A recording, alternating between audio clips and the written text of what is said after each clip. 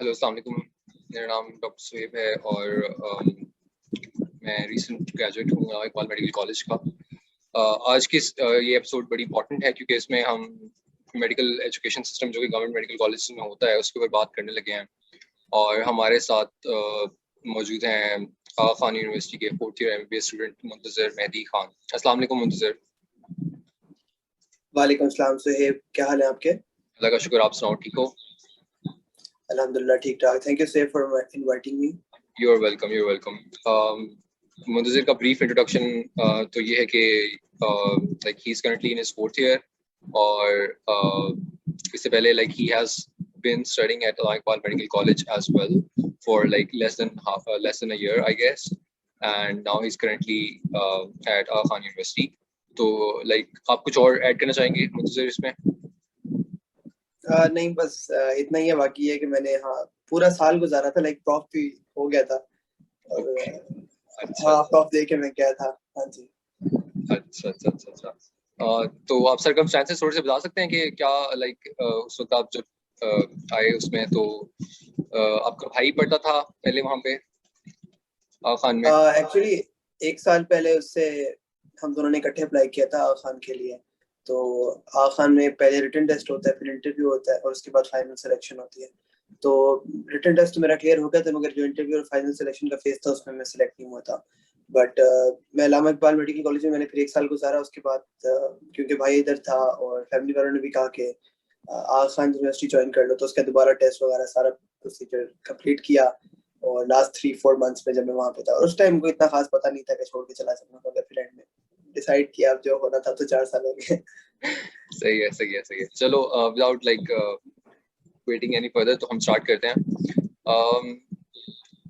सबसे पहले तो like I want to talk about जो इस साल पेंडेमिक में क्या कहते हैं एग्जाम्स हुए। पेंडेमिक लॉकडाउन के पेंडेमिक के लास्ट ईयर पेंडेमिक आया था, उसके बाद इस साल जो एग्जाम्स हुए UHS के उसमें जो है सेकेंड ईयर के जो एग्जाम्स थे डेरा गाजी खान मेडिकल कॉलेज के, उसमें 17 स्टूडेंट्स ऐसे थे।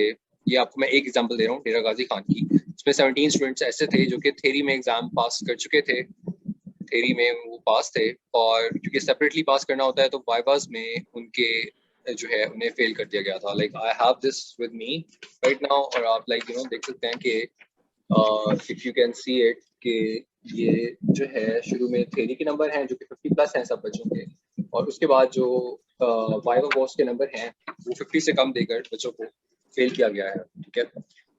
अब लाइक रिपोर्टली इन बच्चों के अटेंडेंस भी अच्छी थी क्योंकि ऑनलाइन जो है वो लेक्चर्स होते थे, तो like it doesn't make sense कि किसी की अटेंडेंस कम होगी फॉर एनी रीजन। और इंटरनल असेसमेंट भी आई थिंक जो ऑनलाइन उसमें जैसे भी असेसमेंट होती है उस हिसाब से रिपोर्टेडली इनकी अच्छी थी, और फिर भी ऐसा हुआ। बेसिकली अब होता ये है कि जब आप like you get a supply, तो इस सिस्टम में UHS के अंदर जितने भी कॉलेजेस हैं उसमें आपका एग्जाम 40 डेज बाद होता है। ठीक है। प्रॉफ का पहले जो प्री प्रॉफ जो ब्रेक होती है 2-3 मंथ्स की प्री प्रॉफ ब्रेक होती है, 1-2 महीने का प्रॉफ होता है, उसके बाद आपका रिजल्ट आता है। तो अगर if you fail in any exam in any subject either in the written exam और इन द वाइवास, तो आपका जो है वो 40 डेज बाद दोबारा जो है वो एग्जाम होता है। टॉकिंग अबाउट के जो है डेरा गाजी खान मेडिकल कॉलेज में ऐसा हुआ था। तो हाँ, तो ये एक एग्जांपल है। इसके अलावा और भी बहुत एग्जांपल्स हैं हमारे पास। ठीक है। KE के जो है सेकंड ईयर का रिजल्ट आया, उसमें भी क्या कहते हैं इन्होंने 83% रिजल्ट था। लाइक देयर वर 55 स्टूडेंट्स जिनकी सप्लीज थी, मल्टीपल सप्लीज थी, 90+ सप्लीज थी। आप देख सकते हैं, like I have highlighted it here कि कितने बच्चे पास हुए और कितने बच्चे जो है वो फेल हुए। ठीक है। और like this is like for every year, हर साल ऐसे होता है। और अब मैं आपको पर्सनल भी अपने एग्जांपल दे सकता हूँ, दूंगा, लेकिन इससे पहले हम मुंतज़िर की तरफ चलते हैं कि मुंतज़िर एक जो सबसे बड़ा फर्क है, ठीक है, वो ज़ाहिर एजुकेशन सिस्टम जो मॉडुलर सिस्टम वहाँ पे है, यहाँ पे ये है, लेकिन प्रॉफ का भी फर्क है कि प्रॉफ जिस तरह कंडक्ट होता है या जिस तरह उसका स्केड्यूल होता है उसका यहाँ और वहाँ बड़ा फर्क है। तो आप क्या आपने महसूस किया है कि क्या फर्क है वो? मैंने जो पर्सनली नोट किया था जब मैंने फर्स्ट ईयर का प्रॉफ गुजारा था, और मैं ये मानूंगा कि जो हमने अल्लामा इकबाल में फर्स्ट ईयर का प्रॉफ होता है वो सेकंड ईयर प्रॉफ की कंपैरिजन में कुछ भी नहीं है। लाइक हमने सुना है कि सेकंड ईयर प्रॉफ बहुत मुश्किल होता है, मगर फिर भी मैंने फर्स्ट ईयर प्रॉफ में प्रेशर और स्ट्रेस फील किया था, और जो मैंने अपने बाकी क्लास फेलोज को देखा था, मैंने फील किया था कि काफी ज्यादा अननेसेसरी प्रेशर है, क्योंकि बहुत ज्यादा चीजें ऐसी टेस्ट हो रही थी एग्जामिनेशंस में जिनकी क्लिनिकल रेलेवेंस कुछ नहीं थी, जो कि याद करना इतना इम्पोर्टेंट नहीं था, मगर क्योंकि एग्जाम पॉइंट ऑफ व्यू से आप बहुत सी चीजें कवर करनी पड़ रही थी। दूसरा जो हमने सिलेबस देखा था वो सिलेबस बहुत ज्यादा था, अननेसेसरी था। यहाँ पे जो है हमें पहले 7 सब्जेक्ट्स जो है हमारे पहले 2 इयर्स में कवर हो जाते हैं, उसके कंपैरिजन में अगर आप वहां पे देखें तो तकरीबन 4-5 इयर्स तक आपको वही सब्जेक्ट्स पढ़ाए जाते हैं। पहले 2 सालों में 3 सब्जेक्ट्स होने के बावजूद हम देखते हैं कि वो कितना एक्सटेंसिवली उन्हें कवर करते हैं प्रॉफ में, और उसी तरह वो टेस्ट होते हैं। जबकि अगर हम उसके सिर्फ क्लिनिकल रेलेवेंस की बात करें, जो कि एक्चुअली हमने यूज करना है उस नॉलेज को, वो बहुत लिमिटेड है। तो हमारी जो होती है, जो एनाटॉमी फिजियो या जो चीजें होती हैं ऐसी, उनको क्लिनिकली बहुत ज्यादा टेस्ट किया जाता है फर्स्ट ईयर सेकंड ईयर में। तो जो हमारा प्रॉफ होता है फर्स्ट ईयर सेकंड ईयर का, वो 7 सब्जेक्ट्स पे बेस्ड होता है, और उस प्रॉफ में जो है वो ज्यादातर क्वेश्चंस हमारे ऐसे आते हैं जो कि एक क्लिनिकल सिनेरियो बना के आपको नीचे उसमें से आंसर चूज करना होता है। जो उसके बाद थर्ड ईयर, फोर्थ ईयर और फिफ्थ ईयर का प्रॉफ है, वो होता ही उन क्लिनिकल रोटेशंस का है जो कि प्रॉफ रोटेशंस होती हैं। लाइक थर्ड ईयर में जो हमारा प्रॉफ होगा वो सिर्फ ENT आई का होगा, और उसमें हमने क्लिनिकली जो रोटेट किया होता है for 4 weeks in each rotation, उसका एग्जाम होता है। और उसमें 50% जो मार्क्स होते हैं वो रिटन एग्जाम के होते हैं, 50% मार्क्स ऐसे होते हैं जो कि हम क्लिनिकल रोटेशन के थ्रू हम पहले ही गेन कर चुके होते हैं। तो हम ऑलरेडी हमें पता होता है कि हमारे इतने मार्क्स जो है क्लिनिकल असेसमेंट के हैं, जो हमने क्लिनिकल एग्जाम्स दिए हैं, जो हमने क्लिनिक्स में रोटेट किया है। दूसरा जो मैंने नोट किया स्केड्यूल में बड़ा फर्क है, वो ये है यहाँ पे जो प्रॉफ की जो लीव्स दी जाती हैं वो अराउंड 2 to 3 वीक्स देते हैं, क्योंकि उन्हें पता होता है कि पहले से क्योंकि थर्ड या फोर्थ ईयर में आप क्लिनिकली जो चीजें कर रहे होते हो उनको तैयारी करने के लिए आपको 2 से 3 हफ्ते काफी है। प्रॉफ का स्केड्यूल ऐसे बनाया जाता है कि आपको 3 से 4 दिन में सारे एग्जाम्स देके आप फ्री हो जाते हो उसके बाद। लाइक हमारा इस दफा का जो प्रॉफ था वो मंडे को स्टार्ट हुआ है, Thursday to Friday last date था। मंडे को एग्जाम, ट्यूसडे को एग्जाम, वेडनेसडे को हमारा क्लिनिकल एग्जाम, थर्सडे को हमारा एक वाइवा। That was all. तो जो स्केड्यूल में एक फर्क है, जो एक खास तौर का जो स्ट्रेस में फर्क है, वो मैंने बहुत ज्यादा नोट किया है। दूसरा जो एक चीज मैंने नोट की थी वो ये था कि जो सारे मेडिकल कॉलेजेस पंजाब में हैं, सप्ली का रेट काफी ज्यादा था, इवन दो कि लोग बहुत ज्यादा पढ़ रहे थे। मैंने उन लोगों को देखा जो कि क्रेजी लाइक 2 से 3 महीने लगा के पढ़ रहे थे, वो भी श्योर नहीं होते थे कि उनको फेल किया जा सकता है। क्योंकि नंबर 1 रीजन तो ये है कि आपको आपका रिटन अच्छा है, आपका इंटरनल असेसमेंट अच्छी है जब आप वाइवे में जाओगे, क्योंकि आप कभी कभार हो सकता है वाइवे में आपको चीजें याद ना आ रही हो, कभी कभार आपका दिन नहीं होता, और एग्जाम सिचुएशन में हमेशा प्रेशर सिचुएशन में जो होता है आपको बहुत सी चीजें वैसी भूल जाती हैं। तो जो स्ट्रेस के सिनेरियोज होते हैं उनमें मेरे ख्याल से स्टूडेंट्स को जिस तरह से जज किया जाता है उनके वाइवा की बेसिस पे, वो काफी हार्श होता है। तो उसकी बेसिस पे हमने बहुत सी सप्लीज हम देखते हैं वहां पे। यहाँ पे जो है उसके अगर हम यहाँ से यहाँ पे देखें तो थोड़ा सा ऑपोजिट सिचुएशन है कि आपकी एक कंटिन्यूड असेसमेंट होती है। आप 4 वीक्स अगर एक क्लिनिक में रोटेट करते हो, थर्ड ईयर ऑनवर्ड्स में बात करूंगा, तो आपको कंटिन्यूसली असेस किया जा रहा है। उसके बाद आपका एक क्लिनिकल एग्जाम होगा, और क्लिनिकल एग्जाम उन्हीं चीजों पे बेस्ड होगा जो आपने क्लिनिक में की है। तो एक तो ये फर्क आ गया कि किस तरह से आपकी टेस्टिंग जो है वो डिफरेंट है, और एक स्केड्यूल का फर्क है। और दूसरा मैंने बता दिया कि जो चीजें टेस्ट की जाती हैं उनमें भी बहुत फर्क है यहाँ पे और वहाँ पे। तो उसी हिसाब से मेरे ख्याल से थोड़ा सा अगर एग्जामिनेशन स्ट्रक्चर को, एग्जामिनेशन सिस्टम को अगर थोड़ा सा बेहतर किया जाए, तो बजाय इसके कि पास करने के हम थोड़ा सा नॉलेज और लर्निंग की तरफ ज्यादा फोकस कर सकते हैं। चलें, ठीक है, ठीक है। इसके बारे में हम बात करते हैं कि क्या चीज़ें टेस्ट की जाती हैं। लेकिन जो बेसिक स्केड्यूल आपने वो बताया और जो पैटर्न बताया वो ये है कि 50% आपके इंटरनल असेसमेंट जो है वो काउंट हो चुकी होती है। ऐसे ही आपने 50% बताया? ये थोड़ा सा डिफरेंट है, क्योंकि जो हमारे फर्स्ट ईयर सेकंड ईयर में होता है, तो हमारे फर्स्ट ईयर सेकंड ईयर में मॉड्यूलर एग्जाम्स होते हैं। हर मॉड्यूल का एग्जाम होगा, लाइक 6-7 मॉड्यूल्स होंगे, तो उनमें डिफरेंट है। उनमें आई थिंक अराउंड 30% होता है, और 10% वेटेज एंड में वाइवा की होती है, और बाकी जो होगा आपका उसके मार्क्स लगते हैं जो आपका प्रॉफ होता है। अगर हम बात करें third year, fourth year, fifth year, उसमें भी डिफरेंट चीजें आती हैं कि उसमें पहले आपका एक CA लगता है, कंबाइंड कंटिन्यूअस असेसमेंट होती है जो आप रोटेट करते हैं। फिर end of rotation clinical exam होता है, फिर उसके बाद end of year clinical exam होता है, और उसके बाद जाके प्रॉफ के मार्क्स लगते हैं आपके। और प्रॉफ के मार्क्स भी उसमें मतलब अराउंड इतना ही बनता है, क्योंकि इतनी असेसमेंट जो है वो डिवाइड हुई भी होती है कि हर चीज आपके रिटन एग्जाम पे डिपेंड नहीं कर रही होती है। आपने अगर बाकी असेसमेंट्स आपकी बेहतर हैं तो काफी हद तक तो डिफरेंट सब्जेक्ट्स का डिफरेंट है, बट जो मैंने फर्स्ट ईयर सेकंड ईयर का बताया उसमें अराउंड 30% आपके मार्क्स मॉड्यूल से आ रहे होते हैं। बेसिकली लाइक मतलब इंटरनल असेसमेंट की काफी कंट्रीब्यूशन होती है। आपने बताया 30 से 40 या 50% जितनी भी होती है, एज कम्पेयर टू यहाँ पे जो है वो लाइक 10% जो है वो कंट्रीब्यूशन होती है, ठीक है। और आपके टेस्ट काफी होते हैं, like first year second year में तो खास तौर पे like after every 15 days there is a sub stage anatomy की, और उसके बाद बाकी जो टेस्ट हैं वो भी मंथली या फिर 1.5 महीने 2 महीने बाद जो है ना कोई टेस्ट होते हैं। लेकिन उसके बाद भी जैसे कि आपने बताया कि उसको एग्जाम्स भी पास कर लो आप, ठीक है, और फिर भी like you are not sure, आप कि जितनी भी मर्जी प्रिपेयर कर लो कि यू आर नॉट श्योर कि आप जो है वो पास हो सकते हो या नहीं हो सकते। बिसाइड्स दैट जो टाइमिंग है वो ये है कि यहाँ पे 2-3 महीने आपकी प्रेप जैसे होती है, और फिर 1-2 महीने का prof, at least like first prof भी 26 डेज का होता है। लाइक इस साल 26 डेज का फर्स्ट प्रॉफ था, और हमारा जो फाइनल ईयर प्रॉफ है वो 2 महीने तक का होता है। और आपने जैसे बताया कि एक ही वीक में लाइक 4 डेज में जो है आपका लाइक थर्ड ईयर का जो प्रॉफ था वो हो गया, और लाइक बाकी ईयर के प्रॉफ भी ऐसे ही एक ही हफ्ते के अंदर अंदर ही होते होंगे, which is like my understanding. और दूसरी बात ये कि रिटर्न के फौरन बाद, यानी कि एक दिन के गैप के बाद लाइक उसका जो है वो वाइवा भी हो जाता है। So like you don't have to separately study for the same subject, the same content twice for the written and the viva. ठीक है, ठीक है, चलो ये बात जो है वो बड़ी इंपॉर्टेंट हो गई, क्योंकि लाइक आई थिंक इस पे ऐसी कोई चीज नहीं है कि मतलब इसको ना किया जा सके, ये बहुत जरूरी है।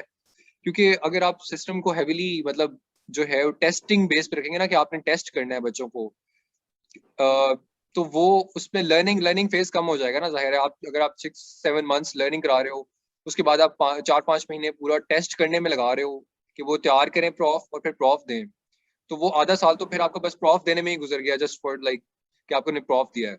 उसको लर्निंग से कितना ताल्लुक है कितना नहीं है वो एक वो एक सेपरेट बात फिर हो जाती है। नेक्स्ट पॉइंट पे मूव करने से पहले like I am gonna tell the purpose के इस वीडियो का पर्पस क्या है। इसका मकसद बेसिकली ये है कि जो काफ़ी चीज़ें हैं, मतलब मैंने अपने 5 सालों में और बाकी लोगों ने अपने अपने टाइम में जितनी देखी हैं यहाँ पे, वो उसमें कैसे इम्प्रूवमेंट लाई जा सकती है। मतलब like we are very grateful, I am very grateful के I got the chance to study here in one of the top medical colleges of Pakistan. लेकिन ये बात है कि कुछ चीज़ें हैं इम्प्रूव करने वाली, तो वो कन्वर्सेशन करने से ही वो चीज़ें मेन स्ट्रीम में आएंगी, क्योंकि इस तरह हमें कुछ भी पता नहीं होता, किसी को कुछ नहीं पता होता, और लाइक सब कुछ डेकेड से, सालों से, मतलब दिहाइयों से सब कुछ ऐसा चल रहा है। सो आई थिंक AKU जो है it holds the bar for medical education Pakistan में। तो like we you know we can learn a lot वहाँ के सिस्टम से, और we can modify a lot जो कि यहाँ पे हम कर सकते हैं काफ़ी कुछ।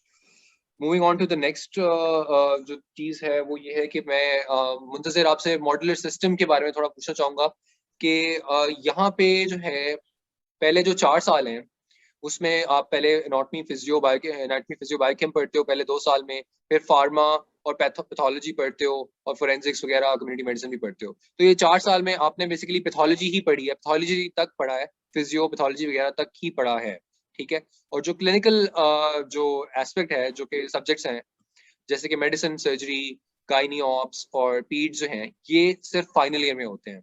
ऑल्दो इनके वार्ड्स थर्ड फोर्थ ईयर में होते हैं, लेकिन since they are not compulsory, और क्योंकि वो उनकी असेसमेंट नहीं होती उस तरीके से थर्ड और फोर्थ प्रॉफ्स में, तो वो ऑब्वियसली उसका जो है वो इतना फायदा नहीं होता। तो इसमें बारे में आप क्या बता सकते हो कि आप फोर्थ ईयर फाइनल ईयर तक आप क्या मॉड्यूलर सिस्टम का क्या है, और दूसरा आप पैथो वगैरह फर्स्ट ईयर सेकंड ईयर में कर लेते हो, तो इसका क्या फायदा होता है? तो एक तो मेरे ख्याल से फर्स्ट और सेकंड ईयर में हमें ये फायदा होता है कि जब हम सारे 7 सब्जेक्ट्स को कंबाइन करके पढ़ते हैं तो एक कलेक्टिव अप्रोच होती है। जब भी आप एक केस को अप्रोच करोगे, कोई भी एक सिनेरियो आपको एग्जाम में दिया जाएगा, तो आप एक केस को ऐसे अप्रोच करोगे कि आपके माइंड में फिजियो भी है, पैथो भी है, फार्मा भी है। तो मेरे ख्याल से एक 7 सब्जेक्ट्स को जब आप साथ लेके, बेसिकली अगर आप 3 बेसिक सब्जेक्ट्स भी आप काउंट कर लें, लाइक फिजियो को, फार्मा को और पैथो को, जब भी कोई केस आता है, आपके सामने कोई क्लिनिकल सिनेरियो है, अगर आप उन तीन चीजों को इकट्ठे रख के उस केस को पढ़ेंगे और उन तीनों चीजों को कंबाइन करके सोचेंगे, तो मेरे ख्याल से जो एक कलेक्टिव लर्निंग है वो बेहतर होगी, एज अपोज टू कि आप फर्स्ट ईयर में फिजियो कर रहे हो, सेकेंड ईयर में आप दोबारा फिजियो पढ़ रहे हो, थर्ड ईयर में जाके आप उसी ऑर्गन सिस्टम की पैथोलॉजी पढ़ रहे हो। तो मेरे ख्याल से वो काफी चीजें ऐसी होती हैं जो कि आपको रिलेट करने में आपको डिफिकल्टी होती है।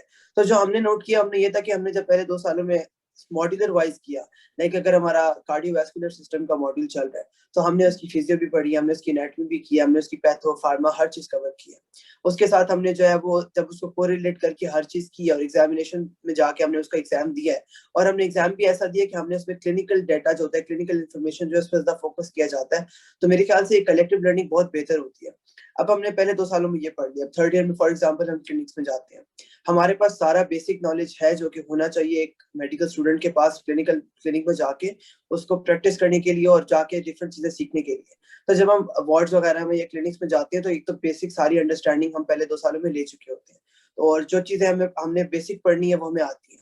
उसके ऊपर जो हम ऊपर की लर्निंग है, एडवांस लर्निंग कर लिया, लाइक हम हिस्ट्री टेकिंग एग्जामिनेशंस वगैरह सीख रहे हैं, डायग्नोसिस वगैरह हो गया, मैनेजमेंट होगी पेशेंट्स वगैरह की, तो मेरे ख्याल से उसको सीखने में बहुत हेल्प मिलती है क्योंकि हम हर चीज कवर कर चुके हैं, एज अपोज टू के फॉर एग्जांपल अगर कोई थर्ड ईयर में वार्ड में जा रहा है, उससे भी पैथो कवर नहीं की हुई और उसके सामने अगर वो पेशेंट को कोई डिजीज देख रहा है तो उसको आइडिया नहीं होगा कि ये डिजीज कौन सी है, और अगर उसको उस डिजीज की पैथो का आइडिया नहीं तो वो डेफिनेटली उसकी मैनेजमेंट भी नहीं बता सकता। तो मेरे ख्याल से ये चीजें बहुत अच्छी हैं कि आपको मॉड्यूलर सिस्टम की तरफ अगर ट्रांजिशनिंग हो जाए उन कॉलेजेस में भी, तो मेरे ख्याल से लर्निंग बहुत बेहतर हो जाएगी। दूसरा मैंने ये नोट किया कि क्योंकि हम थर्ड ईयर फोर्थ ईयर में जाते हैं तो ज्यादा टाइम हम इसीलिए क्लिनिक्स में लगा सकते हैं क्योंकि हमारे वो सब्जेक्ट्स ऑलरेडी कवर्ड होते हैं। तो अगर थर्ड ईयर में हमें भी कोई 2-3 सब्जेक्ट्स कवर करने होते तो हमें उतना टाइम ना मिलता क्लिनिक्स। हमारी क्लिनिक्स की टाइमिंग होती है वो सुबह 8 से शाम 5 बजे तक होती है। हमें थर्ड ईयर में सिर्फ एक एक्स्ट्रा सब्जेक्ट कवर करना होता है, वो फोरेंसिक मेडिसिन है, और वो भी आई थिंक हफ्ते में सिर्फ एक लेक्चर होता है।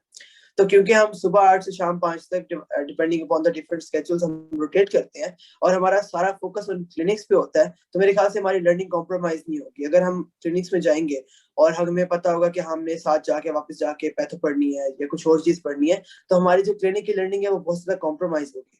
उसमें हम ये भी देखेंगे कि ना हम प्रॉपर्ली कंसंट्रेट कर सकेंगे और हमारा जो टाइम वापस आके होगा हम उसको प्रॉपर्ली यूटिलाइज नहीं कर सकते। तो मेरे ख्याल से थोड़ा सा फर्क आ जाता है आपकी लर्निंग में, और आपकी जो आपकी बेसिकली क्लिनिकल लर्निंग है उसमें बहुत ज्यादा फर्क आएगा यहाँ पे। सही है, सही है। मंजूर आप बता सकते हो थर्ड फोर्थ फाइनल ईयर के सब्जेक्ट्स क्या होते हैं आपके उधर? तो थर्ड ईयर में जो हमारे ब्लॉक्स बने होते हैं, अभी थोड़ा सा चेंज आई है मगर मैं आपको अपडेटेड स्केड्यूल सबसे बता दूंगा। जो प्रॉफ रोटेशंस होती हैं वो सिर्फ 2 होती हैं थर्ड ईयर की, ईएनटी एंड आई। जो एक सब्जेक्ट पढ़ाया जाता है वो फोरेंसिक्स है। उसके अलावा जिन रोटेशन में हम रोटेट करते हैं वो है फैमिली मेडिसिन होता है, जनरल सर्जरी होती है और इंटरनल मेडिसिन होता है। अब इनका एज इनके असेसमेंट होती है एग्जाम के एंड पे, और कुछ परसेंटेज ऑफ मार्क्स जाते हैं टुवर्ड्स फाइनल ईयर, जिसमें ये प्रॉफ रोटेशंस होती हैं तीनों, फैमिली मेडिसिन, इंटरनल मेडिसिन और जनरल सर्जरी। इसके अलावा एक रोटेशन होती है एमएनसीएच की, जिसके मार्क्स हमारे ऑप्स एंड फीड्स में लगते हैं, फोर्थ ईयर रोटेशन है।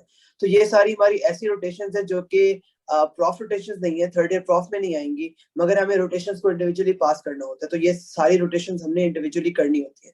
उसके अलावा हमें ऑर्थोपेडिक सर्जरी में हम रोटेट करते हैं। अभी इन्होंने वैस्कुलर सर्जरी और प्लास्टिक सर्जरी के कुछ क्लिनिक्स इंक्लूड किए हैं। और एक आपको 4 वीक्स की ये थर्ड ईयर में आपको ऑप्शन देते हैं कि for 4 weeks you can rotate in any field you want.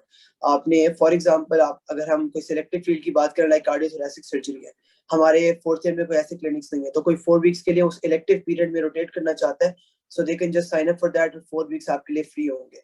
कोई बंदा 4 वीक्स में किसी और फील्ड में रोटेट करना चाहता है जो कि नॉर्मली अप्रोचेबल नहीं है इन सारे सालों में, वहां पे क्लिनिकल स्केड्यूल में नहीं इंक्लूडेड, तो वो एक एक्स्ट्रा ऑप्शन है आपके पास जो कि आप यूज कर सकते हैं।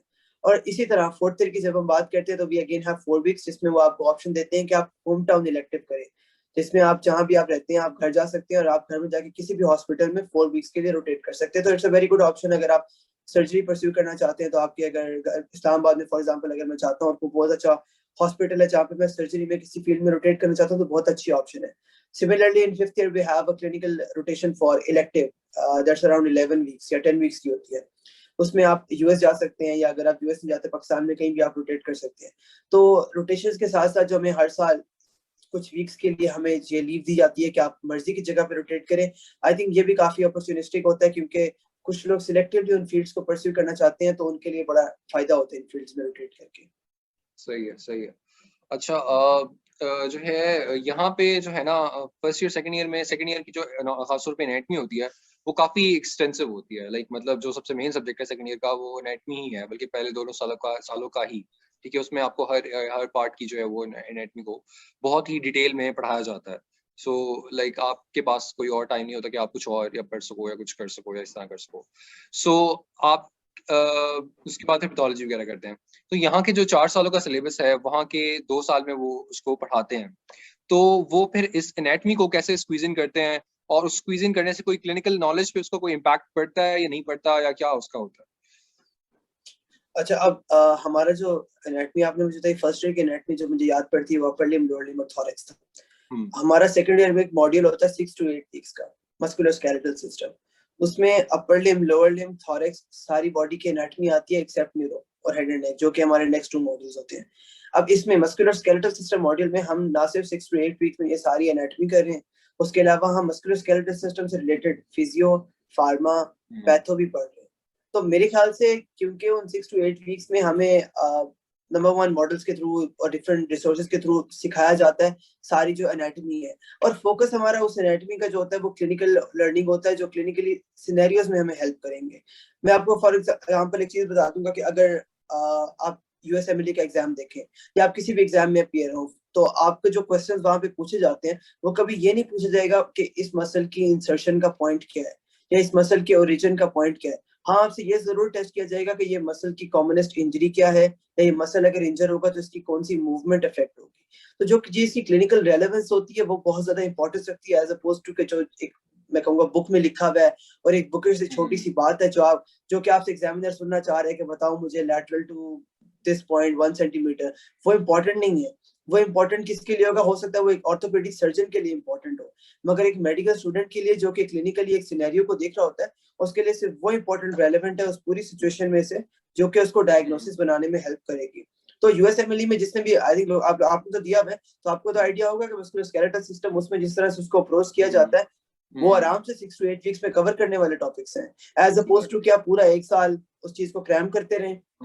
एंड आई एम श्योर कि अगर आप 1 साल उसको क्रैम करेंगे तो 3 साल बाद आपको वो चीजें एग्जैक्टली उस तरह याद भी नहीं होंगी। आपको उसकी वो चीजें याद होंगी जो आपने कॉन्सेप्चुअली याद की हैं। तो आपने जो चीजें कॉन्सेप्चुअली क्लिनिकली याद की हैं वो बहुत हेल्प करती है। मेरे ख्याल से अगर हम थोड़ा सा इस जो करिकुलम है उसको सिलेक्टिवली थोड़ा सा स्क्रूटनाइज किया जाता तो बेहतर होता। आप 1 साल पढ़ पढ़ के उधर तो दिमाग घूम गया था मेरा एनाटॉमी पे। ऐसे ही है, ऐसे ही है। और ये सिर्फ एनाटॉमी के रिलेटेड नहीं है, मतलब ये it holds true for every subject के जो सिलेबस है वो काफी आउटडेटेड हो चुका है।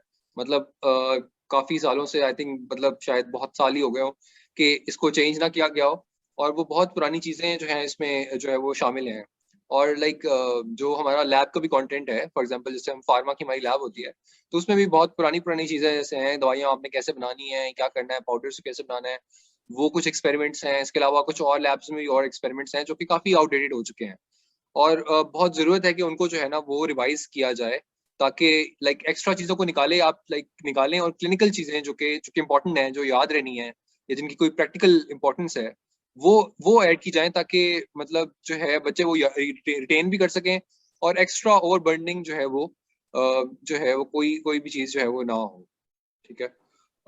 इसके बाद जो नेक्स्ट जो चीज़ है मैं आपसे पूछना चाहूँगा वो लेक्चर से रिलेटेड है, कि जो आपके लेक्चर्स होते हैं वो कंपल्सरी होते हैं, ऑप्शनल होते हैं, क्या होते हैं? कुछ आपके जो लेक्चर थिएटर में लेक्चर्स होते हैं वो ऑप्शनल होते हैं या कंपल्सरी होते हैं, क्या होते हैं?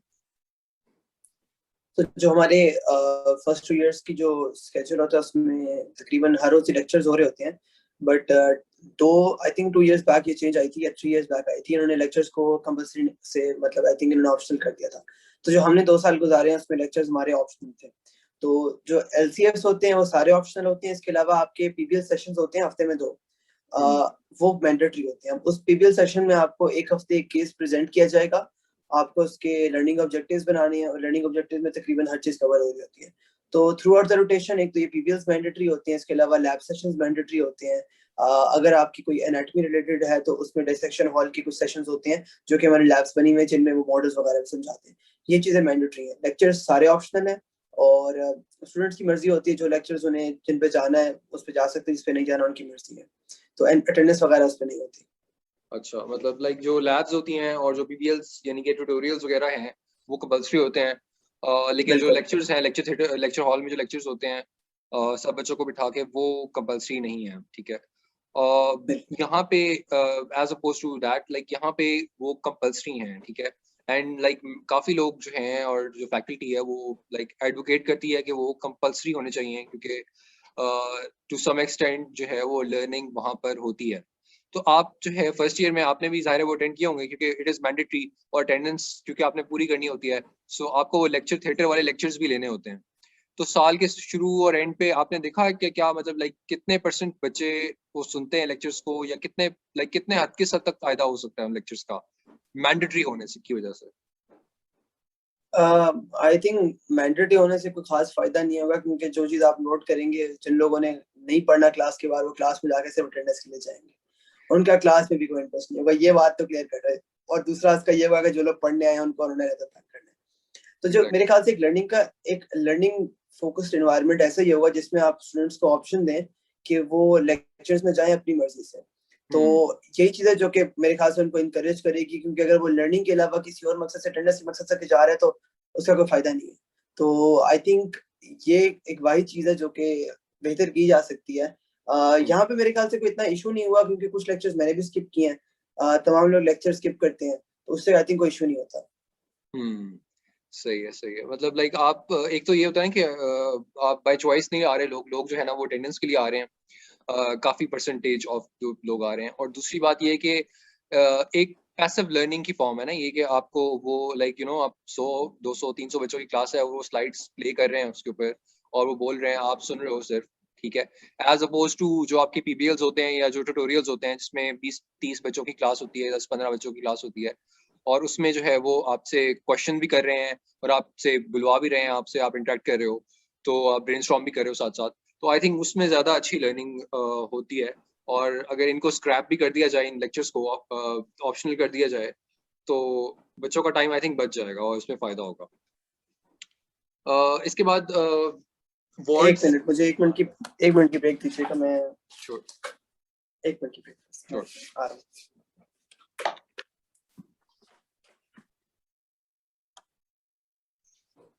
अच्छा, नेक्स्ट जो मैंने आपसे बात पूछनी है वो वार्ड्स से रिलेटेड पूछनी है कि वार्ड्स में किस तरह की लर्निंग होती है और क्या लाइक चेन ऑफ कमांड है, और सीनियर्स वगैरह से रिलेटेड भी कि वो कैसे आपको किस हद तक टीच कर सकते हैं। लेकिन उससे पहले लाइक मैं एक बात करना चाहता हूँ, वो ये है कि जो है ऑब्वियसली आगा खान का जो है वो एक्सटेंडेड है और लाइक वो उनका एक प्राइवेट सेटअप है जिसमें वो ऑब्वियसली चार्ज करते हैं, ठीक है। और गवर्नमेंट में इट इज गवर्नमेंट फंडेड, ठीक है। गवर्नमेंट हो गए या जो यहाँ के पंजाब के मेडिकल प्राइवेट हैं मेडिकल कॉलेजेस भी हो गए, वो उनका सबका सिस्टम जो है वो इस तरह का ही है जिस तरह की हम बात कर रहे हैं, ठीक है, चाहे वो प्राइवेट हो या गवर्नमेंट हो।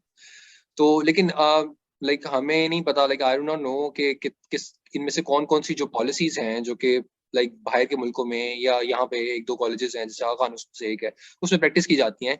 इनको अगर अप्लाई करना हो तो उस पर कितनी बजटिंग आएगी या कितना उसमें क्या क्या कुछ उसमें खर्चा होगा, ठीक है।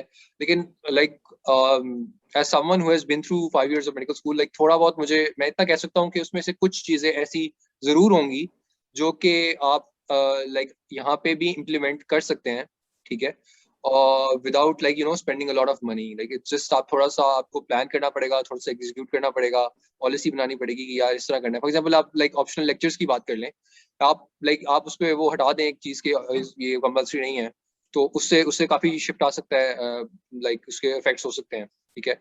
इसी तरह कुछ और चीजें हैं, मॉड्यूलर सिस्टम है, ठीक है। ये थोड़ा सा कुछ चीजें ऐसी ऐसी हैं जिसमें लाइक पैसे जरूरी नहीं है कि उसमें लगे हैं उतने, ठीक है।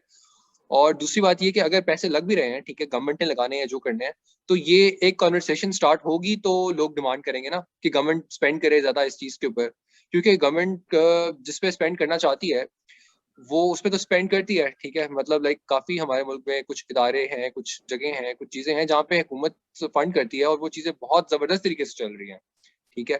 तो ये चीज जाहिर है ये डायरेक्टली कंट्रीब्यूट करती है, इसके रिलेशन है कि जिस तरह का आपका गवर्नमेंट मेडिकल कॉलेजेस होंगे या प्राइवेट मेडिकल कॉलेजेस होंगे, उस तरह के डॉक्टर्स बनेंगे और उस तरह के डॉक्टर्स फिर जाके हॉस्पिटल्स में ट्रीट करेंगे लोगों को। सो इसका डायरेक्टली लोगों की हेल्थ केयर से और वेलबींग से जो है वो ताल्लुक है।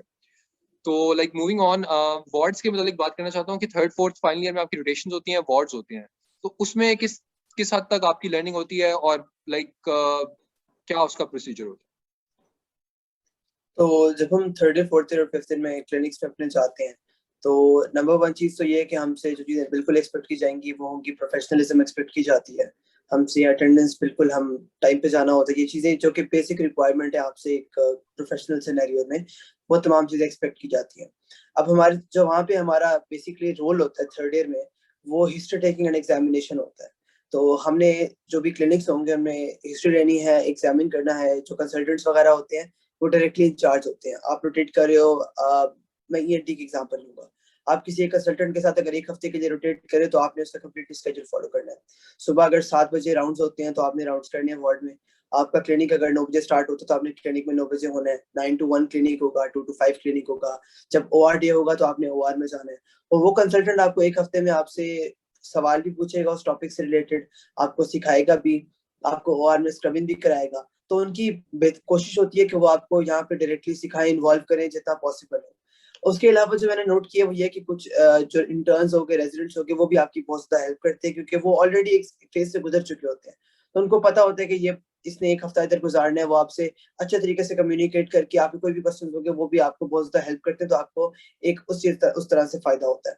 अब कंसल्टेंट्स की जो दूसरी रिस्पॉन्सिबिलिटी होती है वो उन्होंने हमें 1 हफ्ते या 2 हफ्ते में जब भी जितना भी टाइम होता है उन्होंने हमें असेस करना होता है और उस असेस करने के लिए जरूरी है कि वो हमसे क्वेश्चन भी पूछेंगे और हमें वो टास्क भी देंगे। वो वार्ड्स से रिलेटेड पूछनी है कि वार्ड्स में किस तरह की लर्निंग होती है और क्या लाइक चेन ऑफ कमांड है, और सीनियर्स वगैरह से रिलेटेड भी कि वो कैसे आपको किस हद तक टीच कर सकते हैं। लेकिन उससे पहले लाइक मैं एक बात करना चाहता हूँ, वो ये है कि जो है ऑब्वियसली आगा खान का जो है वो एक्सटेंडेड है और लाइक वो उनका एक प्राइवेट सेटअप है जिसमें वो ऑब्वियसली चार्ज करते हैं, ठीक है।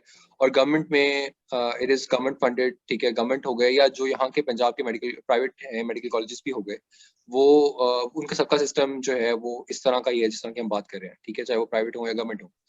तो लेकिन लाइक हमें नहीं पता, लाइक आई डोंट नो कि किस इनमें से कौन कौन सी जो पॉलिसीज हैं जो कि लाइक बाहर के मुल्कों में या यहाँ पे एक दो कॉलेजेस हैं जैसे आगा खान उससे एक है, उसमें प्रैक्टिस की जाती हैं। इनको अगर अप्लाई करना हो तो उस पर कितनी बजटिंग आएगी या कितना उसमें क्या क्या कुछ उसमें खर्चा होगा, ठीक है। लेकिन like as someone who has been through 5 years of medical school, like थोड़ा बहुत मुझे मैं इतना कह सकता हूँ कि उसमें से कुछ चीजें ऐसी जरूर होंगी जो कि आप लाइक यहाँ पे भी इम्प्लीमेंट कर सकते हैं, ठीक है। और without like spending a lot of money, like it's just आप थोड़ा सा आपको प्लान करना पड़ेगा, थोड़ा सा एग्जीक्यूट करना पड़ेगा, पॉलिसी बनानी पड़ेगी कि यार इस तरह करना है। फॉर एग्जाम्पल आप लाइक ऑप्शनल लेक्चर्स की बात कर लें, आप लाइक आप उस पर वो हटा दें एक चीज के ये कंपल्सरी नहीं है, तो उससे उससे काफी शिफ्ट आ सकता है, लाइक उसके इफेक्ट्स हो सकते हैं, ठीक है। इसी तरह कुछ और चीजें हैं, मॉड्यूलर सिस्टम है, ठीक है। ये थोड़ा सा कुछ चीजें ऐसी ऐसी हैं जिसमें लाइक पैसे जरूरी नहीं है कि उसमें लगे हैं उतने, ठीक है। और दूसरी बात ये कि अगर पैसे लग भी रहे हैं, ठीक है, गवर्नमेंट ने लगाने हैं जो करने हैं, तो ये एक कॉन्वर्सेशन स्टार्ट होगी तो लोग डिमांड करेंगे ना कि गवर्नमेंट स्पेंड करे ज्यादा इस चीज के ऊपर, क्योंकि गवर्नमेंट जिस पे स्पेंड करना चाहती है वो उस पर तो स्पेंड करती है, ठीक है। मतलब लाइक काफी हमारे मुल्क में कुछ इदारे हैं, कुछ जगह हैं, कुछ चीजें हैं जहाँ पे हुकूमत फंड करती है और वो चीजें बहुत जबरदस्त तरीके से चल रही हैं, ठीक है। तो ये चीज जाहिर है ये डायरेक्टली कंट्रीब्यूट करती है, इसके रिलेशन है कि जिस तरह का आपका गवर्नमेंट मेडिकल कॉलेजेस होंगे या प्राइवेट मेडिकल कॉलेजेस होंगे, उस तरह के डॉक्टर्स बनेंगे और उस तरह के डॉक्टर्स फिर जाके हॉस्पिटल्स में ट्रीट करेंगे लोगों को। सो इसका डायरेक्टली लोगों की हेल्थ केयर से और वेलबींग से जो है वो ताल्लुक है। तो लाइक मूविंग ऑन, वार्ड्स के मतलब बात करना चाहता हूँ कि थर्ड फोर्थ फाइनल ईयर में आपकी रोटेशन होती हैं, वार्ड्स होते हैं, तो उसमें किस किस हद तक आपकी लर्निंग होती है और लाइक क्या उसका प्रोसीजर होता है। तो जब हम थर्ड ईयर, फोर्थ ईयर और फिफ्थ ईयर में क्लिनिक्स में अपने जाते हैं तो नंबर वन चीज तो ये है कि हमसे जो चीज़ें बिल्कुल एक्सपेक्ट की जाएंगी वो होंगी, प्रोफेशनलिज्म एक्सपेक्ट की जाती है हमसे, अटेंडेंस बिल्कुल हम टाइम पे जाना होता है। ये चीज़ें जो कि बेसिक रिक्वायरमेंट है आपसे एक प्रोफेशनल सिनेरियो में, वो तमाम चीज़ें एक्सपेक्ट की जाती हैं। अब हमारे जो वहाँ पे हमारा बेसिकली रोल होता है थर्ड ईयर में, वो हिस्ट्री टेकिंग एंड एग्जामिनेशन होता है। तो हमने जो भी क्लिनिक्स होंगे हमें हिस्ट्री लेनी है, एग्जामिन करना है। जो कंसल्टेंट्स वगैरह होते हैं वो डायरेक्टली इंचार्ज होते हैं। आप रोटेट कर रहे हो, मैं ईएनटी की एग्जांपल लूंगा। आप किसी एक कंसल्टेंट के साथ अगर 1 हफ्ते के लिए रोटेट करें तो आपने उसका कंप्लीटली स्केड्यूल फॉलो करना है। सुबह अगर 7 बजे राउंड्स होते हैं तो आपने राउंड्स करने हैं वार्ड में। आपका क्लिनिक अगर 9 बजे स्टार्ट होता है तो आपने क्लिनिक में 9 बजे होना है। 9 to 1 क्लिनिक होगा, 2 to 5 क्लिनिक होगा। जब ओआर डे होगा तो आपने ओआर में जाना है और वो कंसल्टेंट आपको 1 हफ्ते में आपसे सवाल भी पूछेगा उस टॉपिक से रिलेटेड, आपको सिखाएगा भी, आपको ओआर में स्क्रबिंग भी कराएगा। तो उनकी कोशिश होती है कि वो आपको यहाँ पे डायरेक्टली सिखाएं, इन्वॉल्व करें जितना पॉसिबल है। उसके अलावा जो मैंने नोट किया वो ये कि कुछ जो इंटर्न्स हो गए, रेजिडेंट्स हो गए, वो भी आपकी बहुत ज्यादा हेल्प करते हैं क्योंकि वो ऑलरेडी एक फेज से गुजर चुके होते हैं। तो उनको पता होता है कि ये इसने 1 हफ्ता इधर गुजारना है, वो आपसे अच्छे तरीके से कम्युनिकेट करके आपके कोई भी क्वेश्चन होंगे वो भी आपको बहुत ज्यादा हेल्प करते हैं, तो आपको एक उस तरह से फायदा होता है। अब कंसल्टेंट्स की जो दूसरी रिस्पॉन्सिबिलिटी होती है वो उन्होंने हमें 1 हफ्ते या 2 हफ्ते में जब भी जितना भी टाइम होता है उन्होंने हमें असेस करना होता है और उस असेस करने के लिए जरूरी है कि वो हमसे क्वेश्चन भी पूछेंगे और हमें वो टास्क भी देंगे। तो अगर वो आपसे कोई टॉपिक आपको याद करने के लिए देंगे या आपसे कोई डायग्नोसिस वगैरह पूछेंगे तो आप उस चीज पे असेस हो रहे होते हो, और वो एक लर्निंग के एनवायरनमेंट को प्रमोट करता है। क्योंकि अगर आपको पता होगा कि आप क्लिनिक में जाओगे और आपसे पेशेंट के मुतालिक सवाल किए जाएंगे तो आप डेफिनेटली पढ़ के जाओगे। अगर आपको एक दिन नहीं आता तो आप नेक्स्ट डे कोशिश करोगे कि मुझे उससे बेहतर टॉपिक्स जो है वो आते हो। तो एक क्लिनिकली एक इन्वायरमेंट ऐसा क्रिएट हो जाता है क्लिनिक्स वगैरह में कि आप सीखते हो। दूसरा मैंने जो हमने ये चीजें नोट की हैं कि हमें इनके साथ साथ कुछ सेशंस वगैरह भी होते हैं हमारे क्लिनिक से, और वो सेशंस जो है वो इसी चीज पे फोकस्ड होते हैं कि हमें क्लिनिक्स में किस तरह के सिनेरियोज आते हैं। हमारे पास जो फ्रीक्वेंटली जो केसेस आ रहे होते हैं वो ज्यादा इंपॉर्टेंट होते हैं और वही डिस्कस किए जाते हैं। तो वही जो कंसल्टेंट्स हमें क्लिनिक्स में पढ़ा रहे होते हैं वही हमारे वो सेशंस लेते हैं, हमारी प्रेजेंटेशंस वगैरह कंडक्ट करवाते हैं। और अगर हम कुछ रोटेशंस की बात करें जिनमें वार्ड टाइम ज्यादा है, लाइक इंटरनल मेडिसिन है, तो उसमें हमें राउंड करना होता है पूरी टीम के साथ। तो इंटरनल मेडिसिन आपको थर्ड ईयर में होगी तो आपके साथ फिफ्थ ईयर के स्टूडेंट्स भी होंगे इस रोटेशन में, आपके साथ इंटर्न्स भी होंगे, पूरी आपकी टीम होगी। तो उसमें आपने एज अ टीम आपने पेशेंट्स को क्लियर करना होगा। उस क्लियर करने के लिए आपको ये होगा कि आपने राउंडिंग की टीम से तकरीबन घंटा पहले आना होता है। आपने पेशेंट क्लियर करने हैं, आपने उस पर थोड़ा सा रीडअप करना होता है अपने पेशेंट के बारे में जो डिजीज वगैरह है। तो ये तमाम चीजें मैं जब देखता हूँ कि एक क्लिनिकल सेटिंग में जब इतना आप सुबह से लेकर शाम तक इन्वॉल्व हो और आपने इसके अलावा आपने किसी और तरफ फोकस नहीं है, आपको किसी लेक्चर्स की तरफ फोकस नहीं है, आपको पता है मैंने सुबह क्लिनिक ही जाना है और उस क्लिनिक से रिलेटेड चीजें ही पढ़नी है, तो मेरे ख्याल से एक बहुत ही पॉजिटिव एनवायरनमेंट होता है लर्निंग का। एज अपोज टू कि अगर आपको पता है कि मैंने एक वार्ड में जाना है, 2 घंटे गुजारने हैं, उसके बाद मैं फारिग हो जाऊंगा, तो मेरे ख्याल से उसका कोई फायदा नहीं है। एज अपोज टू कि अगर आप अकाउंटेबल हो जो कुछ आप वहां पे करोगे उस चीज के लिए। सही है, सही है, दैट मेक्स सेंस। तो एक और बात जो है वो ये कि लाइक आपके जितने भी 4-5 कितना टाइम आपका डेली रफली एवरेज पे रोटेशंस में कितना टाइम होता था क्लिनिक्स पे या वार्ड्स में, कितने आवर्स की होती तो थी? जो हमारी कुछ रोटेशंस होती हैं वो आई थिंक फुल डे होती हैं, लाइक 8 to 5। उसमें दरमियान में 1 to 2 की ब्रेक होती है, या 9 to 5 होती है कुछ रोटेशंस। कुछ रोटेशंस ऐसी होती हैं जो कि सिर्फ आपको उसमें क्लिनिक करना होता है, जो कंसल्टेंट का स्केड्यूल होता है उससे फॉलो करना होता है। तो सही। उसमें मेजोरिटी होगा कि आपके ज्यादातर डेज जो होते हैं वो आपके हाफ डेज होते हैं। दूसरा एक चीज जो हमारे स्केड्यूल में होती है, हमारे वीक में 2 डेज ऑफ होते हैं, Saturday and Sunday is of. क्योंकि अब कोविड की वजह से हमारे स्केड्यूल्स थोड़े से कंजेस्टेड हो गए हैं तो अब उन्होंने सैटरडे ऑन कर दिया है। मगर पहले हमारा 5 डेज ऑन 2 डेज ऑफ होते थे, तो अगर फुल डे भी होता था 5 डे तो हमें कोई मसला नहीं होता था, इशू वगैरह। अगर आपको कुछ टीम्स के साथ राउंड करना है तो आपको कुछ राउंड्स अर्ली होते हैं, लाइक जीएस के अगर राउंड है तो वो सुबह 7 बजे होंगे तो आपको थोड़ा अर्ली आना पड़ता है। जो कॉल के स्केड्यूल्स होते हैं आपको अपनी टीम के कॉल स्केड्यूल्स फॉलो करने होते हैं। फॉर एग्जांपल इन जीएस अगर आपकी टीम की कॉल एवरी फोर्थ डे है तो आपने कॉल करनी है 5 PM से, जब आप क्लिनिक आपके खत्म होंगे, टिल 10 PM। और अगर आप फाइनल ईयर स्टूडेंट हो तो आपसे ये एक्सपेक्ट किया जाता है कि आपकी कॉल जो होती है वो पूरी रात की कॉल होगी, just like any other resident. Third year में आपसे जो है सिर्फ 10 बजे तक कॉल एक्सपेक्ट की जाती है यहाँ पे। सही है, सही है। तो बेसिकली माय क्वेश्चन इज कि इसमें जितना भी आपका टाइम है इसमें लाइक डू यू फाइंड के आपका कहीं पे टाइम वेस्ट हो रहा है, या कोई बंदा लेट आ रहा है जिसकी वजह से आपका टाइम वेस्ट हो रहा है, या वो बंदा आपको उतनी अटेंशन नहीं दे रहा, टीच नहीं कर रहा उस तरीके से जिस तरीके से उसे करना चाहिए या जिस तरीके से बाकी करते हैं? Like have you ever seen anything like this? I think exceptions तो हर जगह होती हैं, कोई ना कुछ आप चीजें ढूंढ सकते हैं, मगर जो मेजोरिटी एक ट्रेंड मैंने यहाँ पे ढूंढा है वो कंसल्टेंट्स की इन्वॉल्वमेंट काफी अच्छी होती है। अच्छा। उनकी कोशिश यही होती है कि जब स्टूडेंट्स आ रहे हैं तो उनका कोई टाइम वेस्ट ना हो। वो आपसे आपको कंसिस्टेंटली उनकी कोशिश यही होगी कि जब तक पेशेंट्स हैं तब तक आप वहां पे रुको, अगर पेशेंट नहीं है क्लिनिक में तो आपको वापस भेज देते हैं कि आप जाओ कुछ पढ़ लो, अपना टाइम ऐसे यूटिलाइज कर लो। मगर जो मैंने देखा, जनरली मैंने नोट किया है कि जो आपका टाइम मैक्सिमम जो आप टाइम वहाँ पे क्लिनिक में गुजार रहे हैं वो लर्निंग की आप कर रहे हैं। क्योंकि आप डेफिनेटली अगर खुद आप नहीं पेशेंट की हिस्ट्री एग्जामिनेशन करें तो आप कंसल्टेंट के साथ अगर सिर्फ ऑब्जर्व भी करें तो वो भी लर्निंग का टाइम ही काउंट हो रहा है।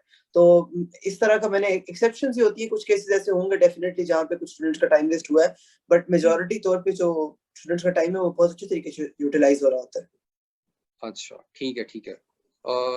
नेक्स्ट बात जो ये है वो ये है कि लाइक आपने क्या देखा है कि वहाँ के माहौल में यहाँ के और वहाँ के माहौल में इस तरह से कि जो एडमिनिस्ट्रेशन है और स्टूडेंट्स है, या जो फैकल्टी है और स्टूडेंट्स हैं उनके बीच में जो गैप है वो किस तरह का और कितना गैप है? यानी कि अगर आपके कोई इश्यूज होते हैं या कोई प्रॉब्लम्स होती हैं तो आप किस तरह से उनको उन तक पहुंचाते हो, और आपका जो लाइक जो हेड होता है या डीन होता है वो कितना इन्वॉल्व होता है या कितना आपके साथ लाइक फ्रैंक होता है उन इश्यूज को रिजॉल्व करने में? तो एज अपोज टू जो पंजाब में मैंने नोट किया था, यहाँ पे गैप काफी कम है। हमारे पास क्लास रिप्रेजेंटेटिव्स होते हैं जिनकी जो डायरेक्ट कम्युनिकेशन में होते हैं वो डीन के साथ, ईयर चेयर्स के साथ या कोऑर्डिनेशन चेयर्स के साथ। तो जो हमारी हर रोटेशन होती है उसके हमारे पास कोऑर्डिनेटर्स होते हैं। तो रोटेशन में हमें कोई भी इशू आता है तो हम डायरेक्टली या तो उन्हें ईमेल कर देते हैं, या फिर जो हमारे लीडर्स होते हैं, ग्रुप लीडर्स वगैरह होते हैं, हम उन्हें कहते हैं, वो जाके उनसे बात कर लेते हैं। तो आई थिंक हमारे इश्यूज को सॉर्ट आउट करने में जो कोई गैप ऐसा नहीं है कि हम अगर आज हमें कोई इश्यू आता है तो उसके ऊपर कोई जो काम होगा वो 3 दिन बाद शुरू होगा। हम जिस दिन वो ईमेल करेंगे उसी दिन उस पर काम होगा और हमारे इश्यूज को रिजॉल्व किया जाता है। हर रोटेशन के हमारे पास चेयर्स होते हैं, हर ईयर के चेयर्स होते हैं, और जो डीन है अगर उनको भी ईमेल करने को ऐसा इशू है, कोई अर्जेंट इशू आता है जिसमें हमें ईमेल करने की जरूरत है, कोई ऐसा इशू है, तो आई थिंक रिस्पॉन्सिवनेस काफी ज्यादा है उनकी तरफ से। उनकी कोशिश होती है कि हमारे इश्यूज को as early as possible resolve किया जा सके।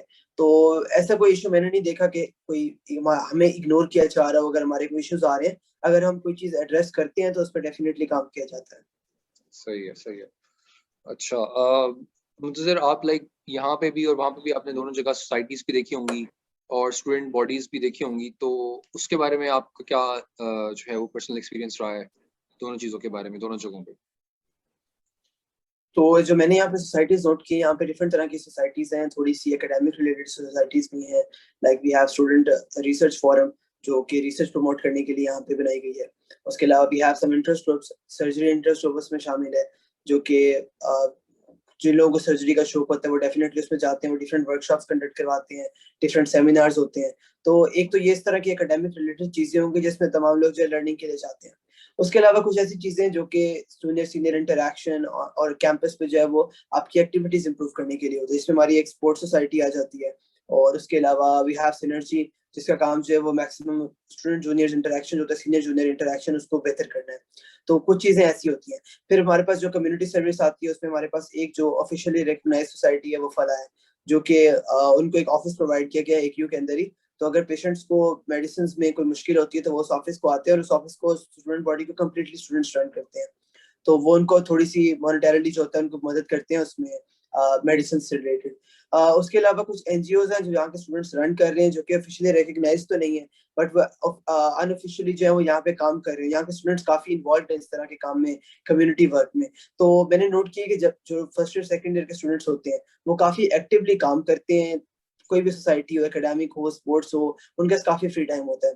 Third year fourth year fifth year की तरफ देखते हैं हम कि लोग थोड़ा सा चीजों को स्ट्रीमलाइन करते हैं। कोई एक सोसाइटी में जाएंगे, कोई एक ऐसा चीज उठाएंगे जो उनके शौक की होगी, साथ साथ लोग थोड़ा सा स्टेप्स को प्रायोरिटाइज करते हैं, स्केड्यूल थोड़े से टफ हो जाते हैं। तो मगर फर्स्ट ईयर सेकंड ईयर में हमने काफी नोट किया कि काफी स्टूडेंट एक्टिविटीज जो होती हैं वो बहुत ज्यादा हो रही होती हैं। हाँ, इस साल कोविड की वजह से हमारे पास स्टूडेंट एक्टिविटीज काफी कम थी, मगर थ्रू आउट द ईयर हमारे पास एक्टिविटीज का कैसा स्केड्यूल होता है कि हर दूसरे हफ्ते हर हफ्ते कोई ना कोई एक्टिविटी आ रही होती है। सही है, सही है। अच्छा, ये जो मैंने लाइक जितना ऑब्जर्व किया है वो ये कि जो AQU के अलमनाई है, वो काफ़ी यानी कि स्ट्रॉन्ग है और वो एक दूसरे की काफ़ी हेल्प करते हैं।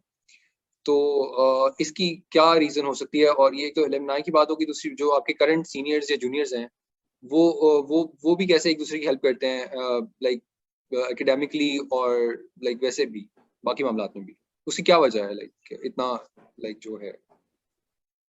उसकी एक तो रीजन ये है कि जो मैंने देखा यहाँ पे जो स्ट्रेंथ है हमारी वो काफी कम है। मेडिकल कॉलेज की टोटल स्ट्रेंथ 500 है, हर क्लास में सिर्फ 100 लोग होते हैं। अब 100 लोगों में से अगर आप हॉस्टल की स्ट्रेंथ मेरे से पूछे तो वो तकरीबन मेल हॉस्टल में सिर्फ हर क्लास से 20 to 30 लोग हैं।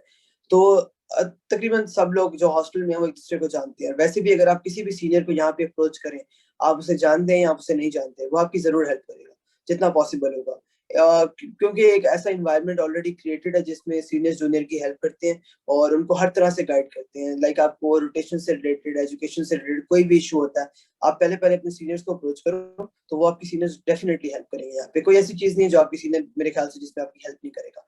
इवन आफ्टर ग्रेजुएटिंग अगर आप किसी को अप्रोच करते हो, कोई यूएस में है, कोई कहीं पे भी काम कर रहे हैं, आपको उस फील्ड से रिलेटेड कोई इन्फो चाहिए, आपको कोई हेल्प चाहिए, वो डेफिनेटली आपकी हेल्प करेंगे। तो हमारे पास इस तरह का जो है काफी स्ट्रॉन्ग एलुमनाई नेटवर्क होता है। और हमारे जो डिफरेंट स्टूडेंट बॉडीज जिनकी मैंने बात की थी, वो टॉक्स अरेंज करवाते हैं। जो हमारे एलुमनाई है वो हमें टॉक्स देते हैं किसी फील्ड से रिलेटेड, किसी पाथ से रिलेटेड। कोई फॉर एग्जांपल यूके में गया, किसी हॉस्पिटल में है, तो वो डेफिनेटली हम उसकी कोई 1-2 घंटे की टॉक अरेंज करवाई जाती है, इसमें स्टूडेंट्स काफी एक्टिवली पार्टिसिपेट करते हैं सुनने के लिए कि उस बंदे को क्या मुश्किलात हुई थी जब उसने ये पाथ परस्यू किया था, और उस फील्ड में जाने के लिए क्या क्या चीजें जरूरी है। तो हमारे पास इस तरह की जो चीजें हैं वो काफी मतलब एक्टिवली हो रही होती हैं, और उसका बड़ा फायदा होता है जूनियर स्टूडेंट्स को। सही है। अच्छा, ये आपके पीछे मुझे काफी बुक्स नजर आ रही हैं, लाइक इसके बारे में थोड़ा बता सकते हैं आप, ये कहाँ से आई हैं ये बुक्स?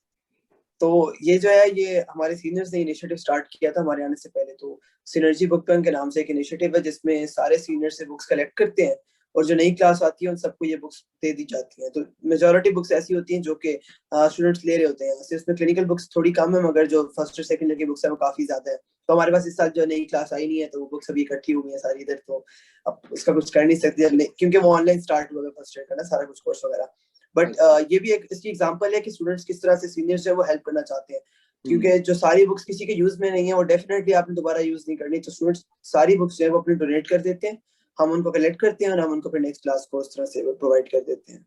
सही है। और मतलब लाइक ये इंडिविजुअली भी जाहिर है लोग दे सकते हैं बुक्स वगैरह अपने जूनियर्स को, लेकिन इस तरह से एक कोऑर्डिनेट करके एक्टिविटी करने से, कलेक्ट करके डिस्ट्रीब्यूट करने से, फिर जाहिर है यही होता है कि आप लाइक इनडिस्क्रिमिनेटली हर बच्चे जूनियर्स को जो भी लेना चाह रहा है, जिसको जरूरत है, वो एक जो कलेक्शन है उससे वो चीज अपनी चूज करके ले सकता है।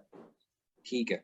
अच्छा, जो I think this is gonna be one of the last things जो कि मैं आपसे पूछने लगा हूँ, वो रिसर्च के बारे में पूछने लगा हूँ कि रिसर्च का जो ट्रेंड है AQ में, वो किस हद तक है और ये कब से शुरू हुआ ट्रेंड? आई थिंक यहाँ पे रिसर्च का ट्रेंड तो बहुत ज्यादा है, क्योंकि AQ एक तो रिसर्च को थोड़ा सा स्पॉन्सर करता है। जो ग्रांट्स वगैरह होती हैं वो AQ की तरफ से आती है रिसर्च के लिए। तो बहुत से कंसल्टेंट्स ऐसे हैं जो कि एक्टिवली रिसर्च कर रहे हैं और डिफरेंट प्रोजेक्ट्स पे रिसर्च कर रहे होते हैं। और वो जब कंसल्टेंट्स रिसर्च करते हैं तो वो रेजिडेंट्स को भी इन्वॉल्व करते हैं, फिर स्टूडेंट्स भी उनके साथ इन्वॉल्व होते हैं, क्योंकि डेटा कलेक्शन और इस तरह के कामों के लिए स्टूडेंट्स जो हैं वो काफी उनको काम करना पड़ता है। मगर मैंने देखा कि काफी लोग हैं जो हमारी क्लास में जो कि अच्छी अच्छी रिसर्चर्स में जिनकी ऑथरशिप है, और जब आप बाहर अप्लाई करते हैं तो मेरे ख्याल से ऑथरशिप किसी अच्छे रिसर्च में, किसी अच्छे फॉरम में अगर आपकी रिसर्च है तो डेफिनेटली हेल्प करेगी। और इसको प्रमोट करने में AQ के करिकुलम का भी थोड़ा सा रोल है, क्योंकि हमारे पास सेकंड ईयर में हमारा लास्ट मॉड्यूल होता है, वो रिसर्च मॉड्यूल होता है। उसमें वो आपको रिसर्च के जो बेसिक टूल्स हैं वो सिखाते हैं। उसमें आपको रिसर्च रिलेटेड आपको एक कंसल्टेंट के साथ सिर्फ रिसर्च के लिए आपको 3 to 4 वीक्स जाना होता है। तो आप एक रिसर्च करते हो, उन 3-4 वीक्स में आप सीखते हो। उसके अलावा जब आप फिर सीख लोगे तो आप थर्ड या फोर्थ में डेफिनेटली किसी ना किसी के साथ एक्टिवली भी रिसर्च को परस्यू करोगे। और जिस तरह मैंने आपको बताया था कि हमारे पास स्टूडेंट रिसर्च फोरम के नाम से एक बॉडी एग्जिस्ट करती है स्टूडेंट्स की ही, जो रिसर्च को एक्टिवली प्रमोट करते हैं। वो ना सिर्फ ये कि वो टॉक्स वगैरह कंडक्ट कराते हैं, रिसर्च के टूल्स वगैरह सिखाते हैं, वो स्टूडेंट्स को रिसर्च जो है वो ढूंढने में भी हेल्प करते हैं। तो मेरे ख्याल से एक एनवायरनमेंट बहुत स्ट्रॉन्ग और पॉजिटिव एनवायरनमेंट है रिसर्च का, जो कि मेरे ख्याल से और कोई नहीं है पाकिस्तान में इस वक्त। ऐसा ही है, ऐसा ही है। और लाइक आई थिंक कि दुनिया अब मतलब रिसर्च की तरफ काफी जा रही है, और पढ़ाई के साथ साथ आप और क्लिनिकल एस्पेक्ट के साथ साथ रिसर्च करना भी डॉक्टर्स के लिए, बाकी लोगों के लिए बड़ा ज़रूरी है। सो आई होप कि लाइक ये चीज़ और ये काफ़ी चीज़ें जो आपने बताई हैं, इनमें से हम हमारे जो यहाँ पे जो डॉक्टर्स हैं और जो हमारे जो टीच करते हैं और जो हमारी एडमिनिस्ट्रेशन है, वो इंशाल्लाह इसको आहिस्ता आहिस्ता जो है वो इनकलकेट करने की कोशिश करेगी। और लाइक लेट्स जस्ट प्रे कि ऐसा हो जाए इंशाल्लाह जल्द, लाइक ताकि नेक्स्ट आने वाले जो मेडिकल स्टूडेंट्स हैं, जो डॉक्टर्स बन रहे हैं, उनको उनको जो है वो बेहतर से बेहतर जो है वो माहौल और चीज़ें दी जा सकें। Is there anything else like you would like to add, Muntazir? That's all. और तो कुछ मेरे माइंड में नहीं आ रहा, बस एक और चीज है जो कि मैं मेंशन करना चाहूंगा, जो कि बड़ी इंपॉर्टेंट है as a doctor, as a profession जिसमें हम हैं। वो ये है कि हमें जो कुछ चीजें हैं जो कि हमारी through out the medical study हमें पढ़ाई जाती हैं, फर्स्ट और सेकंड ईयर में स्पेशली, वो होते हैं कुछ लॉन्गिट्यूडनल थीम सेशंस होते हैं। अब उन सेशंस का मतलब ये है कि आपको ऐसी चीजों से टैकल करना सिखाया जाएगा जो कि नॉर्मली आप इनकाउंटर नहीं करते। इसमें हमें मेडिकल एथिक्स सिखाई जाती हैं, इसमें हमें पेशेंट के जो राइट्स हैं उनके बारे में बताया जाएगा। उसमें हमें कम्युनिकेशन स्किल्स सिखाई जाएंगी जो कि हमें बहुत इंपॉर्टेंट है even before going into clinic. First 2 years हमारी कम्युनिकेशन स्किल्स पे, हमारे क्लिनिकल स्किल्स पे काम किया जाता है। कंटिन्यूस सेशंस होंगे, हमें डिफरेंट तरह की जो है वो सिचुएशंस प्रोवाइड करके हमें सिखाया जाएगा कि आपने इन सिचुएशंस में कैसे डील करना है। और आई थिंक ये बहुत इंपॉर्टेंट है कि as a profession we have to be very respective about the patient कि हमें पेशेंट की ऑटोनॉमी को, पेशेंट की जो फीलिंग्स हैं उनको हमें बेहतर तरीके से फील करना आना चाहिए, एज अपोज टू के जस्ट लर्निंग और पेशेंट को एज अ केस देखने के बजाय अगर हम पेशेंट की जो है वो पेशेंट को एज अ कलेक्टिव हम देखें, एज अ पर्सन डील करें एक होलिस्टिक अप्रोच के साथ, तो आई थिंक वो बहुत बेहतर होगा इस फील्ड के लिए, एज अपोज टू कि हम पेशेंट की डिजीज ट्रीट करने के बजाय अगर हम पेशेंट पे भी फोकस करें और थोड़ा सा टाइम हम एक्स्ट्रा स्पेंड करें, तो आई थिंक ये चीजें बड़ी इंपॉर्टेंट है जो कि हमारी फील्ड के हिसाब से जो कि हमें सिखाई जाती है। इस तरह की चीजें मेडिकल एथिक्स के बारे में पढ़ाने का मकसद ये है कि आपने पेशेंट को रिस्पेक्ट देनी है और अपनी फील्ड को भी जो है उसी तरह रिस्पेक्ट देनी जिस तरह वो डिजर्व करती है। ठीक है, एग्जैक्टली, बिल्कुल आपने सही कहा मुंतजिर। चलें, I think like that's all. Thank you very much Muntazir, आपने टाइम निकाला, एंड आई बिलीव कि ये सेशन जो है वो बड़ा ज़रूरी था करना। मैं इसके बारे में काफ़ी अर्से से सोच रहा था, सो लाइक फाइनली हमने इसको एग्जीक्यूट कर लिया। Thank you very much Muntazir again. Thank you so much. अल्लाह हाफिज़। हाफिज़।